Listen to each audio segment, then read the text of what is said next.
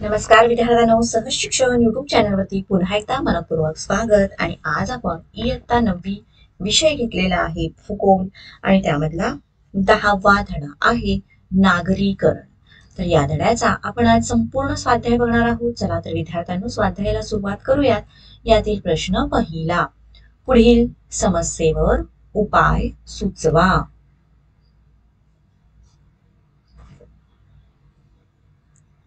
त्यातील प्रश्न अ, शहरातील झोपडपट्ट्यांची संख्या वाढत आहे. तर या समस्येवरती काय उपाय? बघा उत्तर. पहिला पॉइंट, नागरीकरणामुळे शहरांमधील लोकसंख्या झपाट्याने वाढते. ज्या प्रमाणात लोकसंख्या वाढते त्या प्रमाणात शहरामध्ये निवास व्यवस्था वाढत नाही, म्हणजे राहण्यासाठी घरं मिळत नाही, जागा मिळत नाही. त्यातूनच शहरात झोपडपट्ट्यांची संख्या वाढते. या समस्येवर उपाय म्हणून लोकसंख्येचे खेड्याकडून शहराकडे होणारे स्थलांतर रोखणे आवश्यक आहे. त्यासाठी स्थानिक पातळीवर विविध प्रकारचे उद्योग स्थापन करणे आणि त्याद्वारे रोजगार उपलब्ध करून दिल्यास रोजगारासाठी स्थलांतर करण्याची गरज भासणार नाही. तर खेडेगावातली लोक काय करतात, रोजगार करण्यासाठी किंवा शिक्षणासाठी किंवा इतर उद्योगधंदे स्थापन करण्यासाठी तिथे ते सुखसुविधा सोयी उपलब्ध होत नाहीत, म्हणून ते शहराकडे येतात. आणि शहरात आल्यामुळे त्यांना तिथे राहण्याची व्यवस्था होत नाही आणि मग झोपडपट्ट्यांची संख्या वाढत जाते. तर हे रोखायचं असेल तर आपल्याला काय करायचं, स्थानिक पातळीमध्ये खेडेगावांमध्येच वेगवेगळ्या प्रकारचे उद्योग स्थापन करता येतील किंवा तिथेच त्यांना काहीतरी रोजगार उपलब्ध होईल अशा पद्धतीत अशी व्यवस्था केली पाहिजे किंवा तसे रोजगार उपलब्ध केले पाहिजेत. कमी उत्पन्न गटातील लोकांसाठी मोठ्या प्रमाणावर शासनाने घर बांधणीसाठी प्रोत्साहन देणे आवश्यक आहे. आणि राष्ट्रीयकृत आणि सहकारी बँकांद्वारे घरांसाठी रास्त दराने कर्ज पुरवठा करण्यात यावा.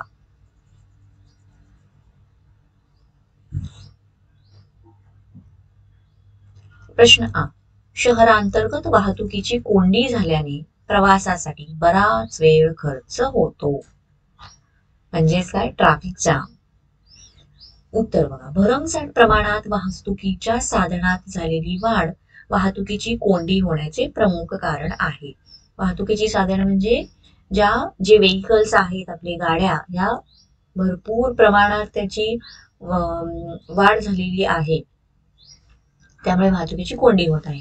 खाजगी वाहनांचा उपयोग कमी व्हावा यासाठी सार्वजनिक वाहतूक व्यवस्थेत सुधारणा करण्यात यावी.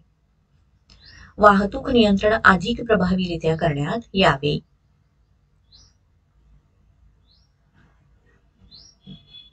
ई प्रश्न, नागरी वस्त्यांमध्ये कायदा व सुव्यवस्थेचा प्रश्न गंभीर बनला आहे.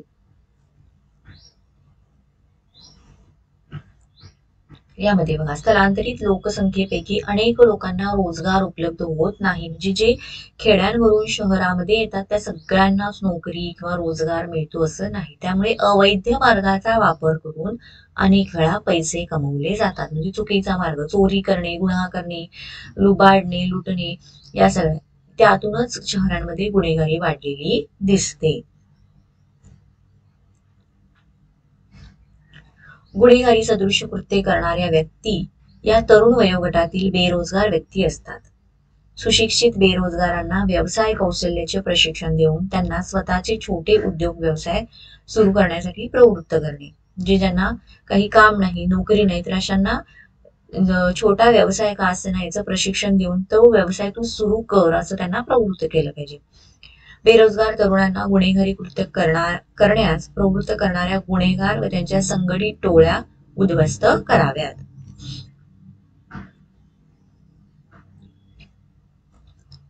ई प्रश्न, नागरीकरणामध्ये प्रदूषण ही गंभीर समस्या निर्माण झाली आहे.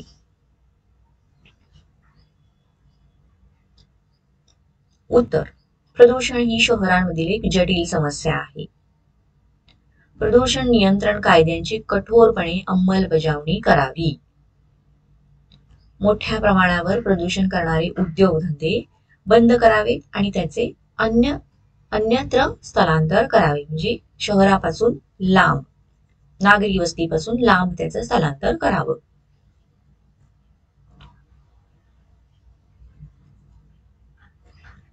प्रश्न, नागरी भागात आरोग्याच्या समस्या निर्माण झाल्या आहेत. उत्तर, शहरांचा वाढता विकास, सोयी सुविधांचा तुटवडा, नियमांचे उल्लंघन यामुळे प्रदूषण ही एक गंभीर समस्या होते. यातूनच आरोग्याच्या विविध समस्या निर्माण होतात. ज्या मानवी व्यवहारांमुळे जलप्रदूषण घडून येते त्यावर नियंत्रण प्रस्थापित करण्यात यावे. प्रदूषण नियंत्रण कायद्याची कठोरपणे अंमलबजावणी करावी. सार्वजनिक आरोग्य यंत्रणा अधिक व्यापक व कार्यक्षम करण्यात यावी आणि आरोग्यविषयक जनजागृती करावी.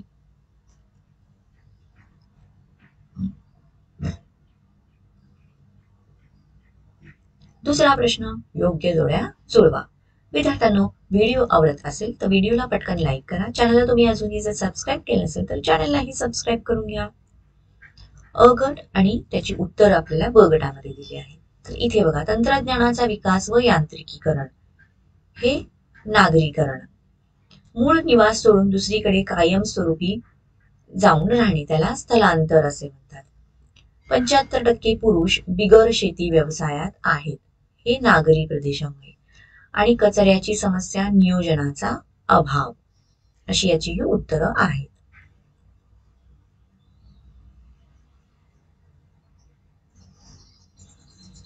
तिसरा प्रश्न, महत्व सांगा, फायदे लिहा. तंत्रज्ञान व यांत्रिकीकरण म्हणजेच टेक्नॉलॉजी. तर बघा, याचा यांत्रिकीकरण आणि तंत्रज्ञान हे दोन्ही घटक नागरीकरणासाठी सहाय्यभूत ठरतात, म्हणजे मदत करतात. शेतीमध्ये तंत्रज्ञानाचा वापर वाढला आहे. तसेच यांत्रिकीकरण वाढल्यामुळे म्हणजे मशिनरी वाढल्यामुळे अन्नधान्याचे उत्पादन देखील वाढले आहे. म्हणजे सध्या शेतीमध्ये नांगरणीसाठी वगैरे ट्रॅक्टर वापरल्या जातात किंवा पीक काढणीसाठी सुद्धा वेगवेगळी यंत्र वापरली जातात. त्यामुळे अन्नधान्याचे उत्पादन वाढले आहे. शेती मोठ्या प्रमाणावर यंत्राच्या सहाय्याने केल्यामुळे शेतीतील मनुष्यबळ शेतीच्या कामातून मोकळे झाले आहे. पूर्वी भरपूर माणसं लागायची शेतीत कामं करण्यासाठी, शेतीची नांगरणी करण्यासाठी किंवा ते धान्य काढण्यासाठी, पण सध्या यंत्राच्या सहाय्याने ते केल्यामुळे लोक शेतीच्या कामातून मोकळे झाले आहेत. दुसरा आहे व्यापार. एखाद्या प्रदेशातील ठिकाण मालाची ने आण, चढउतार व साठवणूक यांसाठी अनुकूल असते. अशा ठिकाणी व्यापारात वाढ होते. व्यापाराशी निगडीत असणाऱ्या सेवा जसे की व्यापारी संकुल, बँका, पतसंस्था, गोदामे म्हणजेच गोडाऊन, शीतगृहे इत्यादी वाढीस लागतात.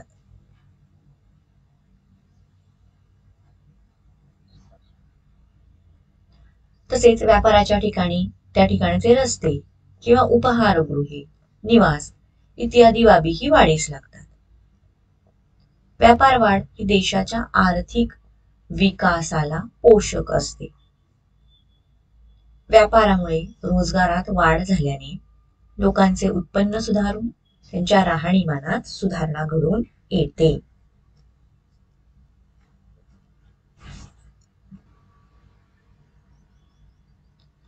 त्यानंतरचा आहे ई, औद्योगिकरण. औद्योगिकरण हा नागरीकरणाला सहाय्यभूत ठरणारा घटक आहे. उद्योगधंद्याच्या वाढीमुळे बेरोजगारीची समस्या कमी होण्यास मदत होते. औद्योगिकरणामुळे मुंबई भारतातील सर्वात श्रीमंत महानगर आणि देशाची आर्थिक राजधानी बनली आहे. आणि औद्योगिकरणामुळे देशाचा आर्थिक विकास होण्यास मदत होते.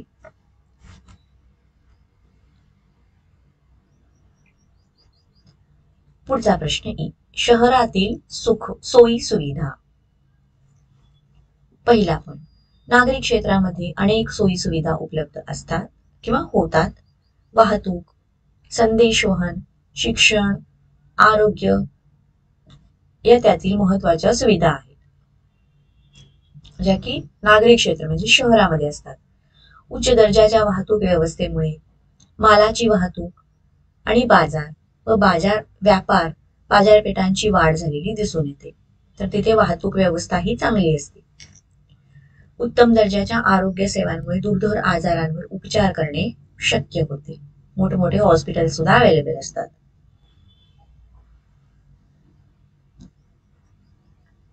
प्रश्न, शहरातील सामाजिक ऐक्य. तर इथे बघा, पहिला पॉईंट, नागरीकरणामुळे द्वितीय, तृतीय व चतुर्थ श्रेणीच्या व्यवसायांमध्ये वाढ होते. यामुळे आर्थिक उलाढाल वाढते.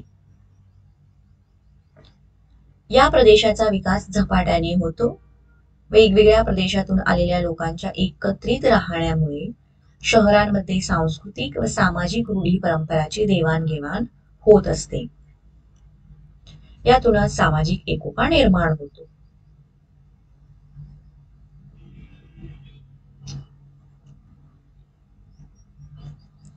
विद्यार्थ्यांनो, प्रश्न पुढचा चौथा, पुढील बाबींची तुलना करा व उदाहरणे लिहा. त्यामध्ये वाहतूक व्यवस्था आणि वाहतूक कोंडी. तर बघा, शहरांचा क्षेत्रीय विस्तार झाल्याने शहराच्या बाह्यवर्ती भागात व उपनगरात लोक निवास करतात. शहराच्या केंद्रवर्ती भागात व्यवसाय, उद्योग, व्यापार, नोकरी, शिक्षण इत्यादीसाठी रोज उपनगरातून लोकांना शहरातून प्रवास करावा लागतो. तिसरं, सार्वजनिक वाहतूक सेवा लोकसंख्येच्या प्रमाणात पुरेशा उपलब्ध नसल्यामुळे प्रवासी वाहतुकीची कोंडी होते. कारण प्रत्येक जण काय करतो, मग आपले जे प्रायव्हेट वाहतुकीचे जे साधन आहे, म्हणजे गाड्या आहेत, त्या घेऊन शहरापर्यंत येतात. त्यामुळे वाहतुकीची कोंडी होते. औद्योगिकरण व वायू प्रदूषण. आता याच्यामध्ये फरक, औद्योगिकरण हा नागरीकरणाला सहाय्यभूत ठरणारा घटक आहे. ऊर्जा संसाधने व यंत्रांच्या सहाय्याने मोठ्या प्रमाणावर उत्पादन कार्य केले जाते. उत्पादन कार्य आणि त्यास पूरक वाहतूक व्यवस्थेमुळे मोठ्या प्रमाणावर वायू प्रदूषण होत आहे.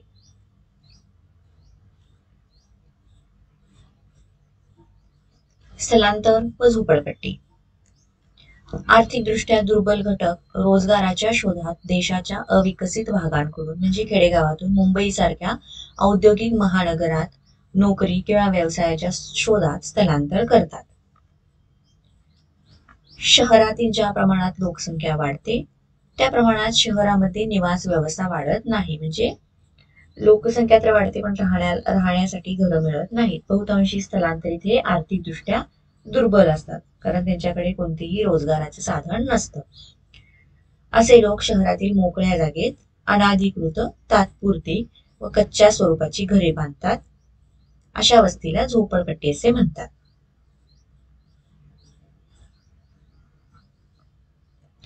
सोयी सुविधा व वाढती गुन्हेगारी.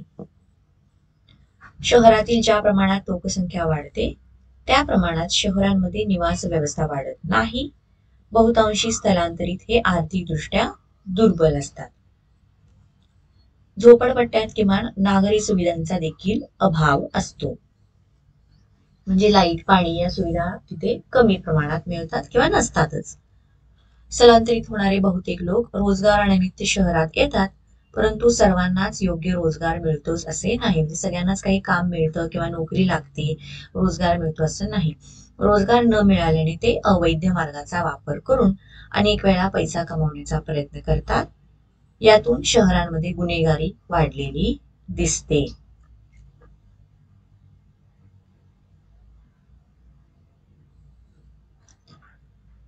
प्रश्न 5, खालील तक्ता पूर्ण करा.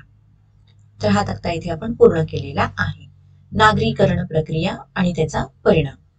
झोपडपट्ट्यांची निर्मिती, त्यामुळे अनाधिकृत निवासस्थाने, अपुऱ्या सोयी सुविधा. प्रदूषण, त्याचा परिणाम उच्च राहणीमानाच्या आकर्षणामुळे लोकसंख्या वाढली. हे अल्प काळासाठी किंवा कायम स्वरूपाचे असते. त्यानंतर पुन्हा नागरी जीवनावर विपरीत परिणाम, शहरांचा वाढता विकास, सोयी सुविधांचा तुटवडा, तसेच नियमांच्या उल्लंघनामुळे वायू प्रदूषण, ध्वनी प्रदूषण आणि जल प्रदूषणात वाढ होते. नोकरीच्या संधी निर्माण झाल्या, सुखसुविधांमध्ये वाढ आणि ग्रामीण ते शहर याच्यामधले बदल, वाहतूक, संदेशवहन, शिक्षण, वैद्यकीय तसेच अग्निशमन दल यांसारख्या सोयीसुविधा विकसित होतात. प्रवासातील सुलभतेमुळे मालवाहतूक, बाजारपेठ, व्यापार इत्यादीत वाढ होते.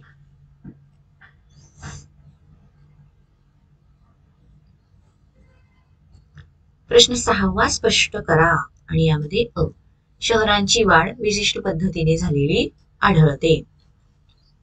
उत्तर बघा, आर्थिक विकासाच्या प्रक्रियेत देशाच्या ग्रामीण भागात कारखाने, गिरण्या, ऊर्जा प्रकल्प, बहुउद्देशीय प्रकल्प सुरू झाले. आजूबाजूच्या प्रदेशातील लोक या गावांमध्ये कामासाठी येऊ लागल्याने गावच्या लोकसंख्येत वाढ झाली. शहराचा क्षेत्रीय विस्तार झाल्याने शहराच्या बाह्यवर्ती भागात उपनगरे विकसित झाली. म्हणजे क्षेत्र त्याचं सोडून इतर आजूबाजूला जे नगर किंवा जिथे जिथे लोक जेवून राहिलेले आहेत तिथे त्याला उपनगर म्हणले. तशी उपनगरे विकसित झाली. लोकांना विविध सेवा उपलब्ध करून देण्यासाठी सेवा व्यवसाय विकसित झाला. ग्रामपंचायतीची जागा नगर परिषदेने घेतली आणि नगर परिषदांची जागा महापालिकेने घेतली. अशा पद्धतीने लहान गावांचे महानगरात रूपांतर झाले.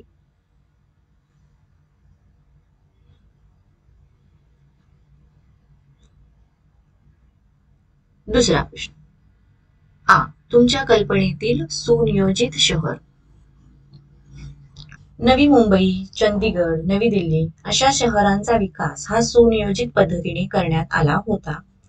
अशा शहरांमध्ये निवासी क्षेत्र, मध्यवर्ती बाजार क्षेत्र, शैक्षणिक व आरोग्य संस्था इत्यादींसाठी विशिष्ट भूक्षेत्र राखीव ठेवले जाते.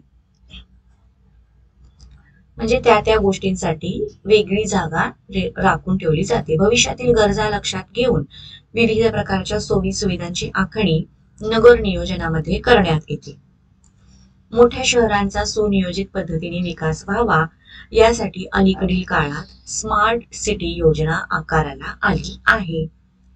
अशा सुनियोजित शहरांमध्ये प्रत्येक कुटुंबाच्या निवास, शिक्षण, आरोग्य, मनोरंजन, वाहतूक व्यवस्था इत्यादीची पूर्तता केली जाईल.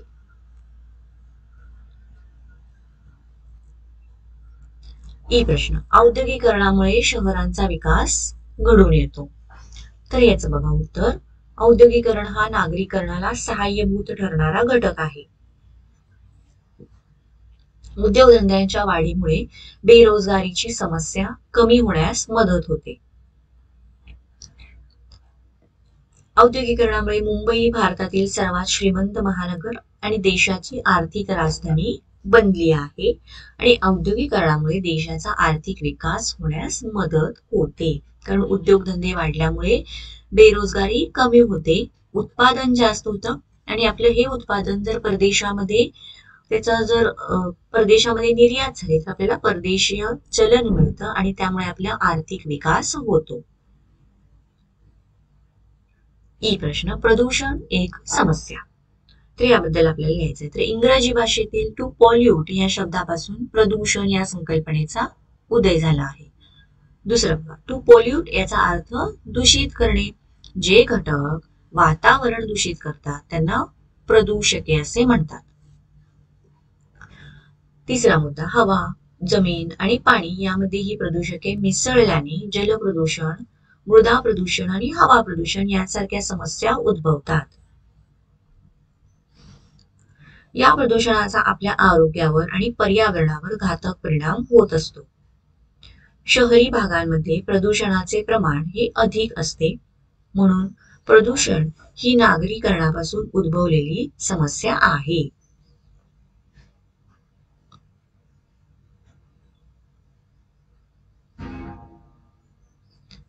प्रश्न ओ, स्वच्छ भारत अभियान. तर याबद्दल काय लिहायचं बघा, भारत सरकारने सन 2006 मध्ये स्वच्छ भारत अभियान हा उपक्रम हाती घेतला आहे. एक कदम स्वच्छता की ओर हे या कार्यक्रमाचे बोधवाक्य आहे. त्यानंतर हागणदारी मुक्त गाव व्हावे यासाठी ग्रामपंचायतींनी विशेष अनुदान दिले जाते. त्यासाठी लागणारा निधी स्वच्छ भारत शुल्कद्वारा उभारण्यात येतो.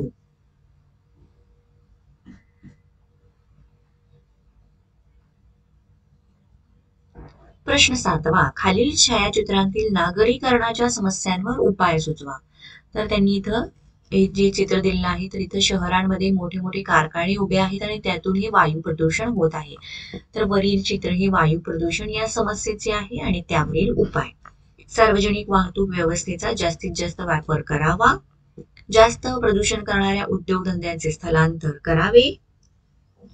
इलेक्ट्रिक वाहने वापरण्यावर भर द्यावा आणि वायू प्रदूषण नियंत्रण कायद्याची काटेकोरपणे अंमलबजावणी करावी. तर हे झालं या पिक्चरशी रिलेटेड.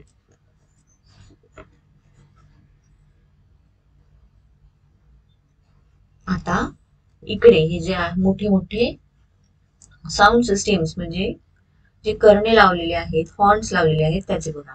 वरील चित्र हे ध्वनी प्रदूषण समस्येचे आहे आणि त्यावरील उपाय. धार्मिक सण उत्सव साजरे करत असताना ध्वनी क्षेपकांचा आवाज कमीत कमी ठेवावा. विनाकारण वाहनांचे हॉर्न वाजवू नयेत आणि विविध प्रकारच्या मिरवणुकांच्या वेळी जे डीजे वापरले जातात यांच्या वापरण्यावर बंदी घालावी.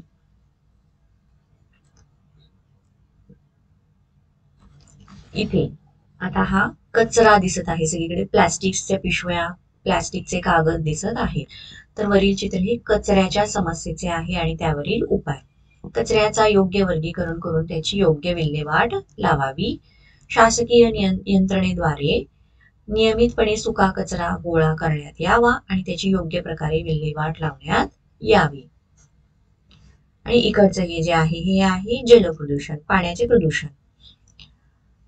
कारखान्यातील दूषित पाण्यावर प्रक्रिया करून नंतर ते कारखान्याबाहेर सोडण्याची सक्ती करावी. दूषित पाणी नदी, नाले, तलाव, कालवे यांमध्ये सोडण्यास बंदी करावी. आणि सार्वजनिक पाणवठ्यावर कपडे धुण्यास, आंघोळ करण्यास आणि जनावरे धुण्यास बंदी करावी.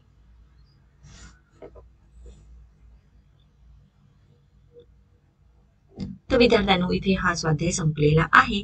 तुम्हाला व्हिडिओ आवडला असेल तर व्हिडिओला लाईक करा, चॅनलला सबस्क्राईब करा. थँक्यू.